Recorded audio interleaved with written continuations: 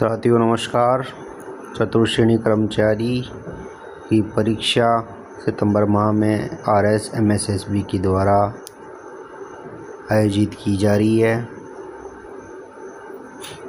जैसा कि मैं देख पा रहा हूँ, सामान्य हिंदी, सामान्य अंग्रेजी, सामान्य गणित का वेटेज काफ़ी अच्छा खासा है। लगभग 120 प्रश्न है जो कि 2 घंटे में किए जाने हैं और 1/3 नेगेटिव मार्किंग भी रहेगी। इन सब चीज़ों को ध्यान में रखते हुए हमें एक विशेष रणनीति बनाने की ज़रूरत है, क्योंकि अब हमारे पास समय बहुत कम बचा है। आप लोगों ने जो अभी भी तैयारी की है, अभी तक जो भी तैयारी की है, उसको रिवीजन करने का समय आ चुका है। जिन सब्जेक्ट का वेटेज ज़्यादा है उसको थोड़ा समय आप ज़्यादा दीजिए, वही आपके मार्क्स बढ़ाएंगे। पेपर को अटेम्प्ट करते वक्त सबसे पहले हमें जो ध्यान देने की ज़रूरत है वो ये है कि जब आपको पेपर मिलेगा तो शुरुआत में आपको कुछ दिक्कतें आ सकती है।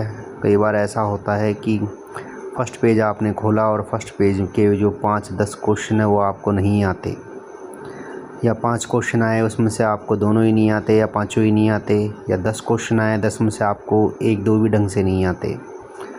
इस समस्या से बचने के लिए सबसे अच्छा तरीका ये है कि जिस सब्जेक्ट में आपकी पकड़ है उसी सेक्शन को आप देखें, अगर सेक्शन वाइज पेपर आ रहा है तो, और उसी को स्टार्ट करें।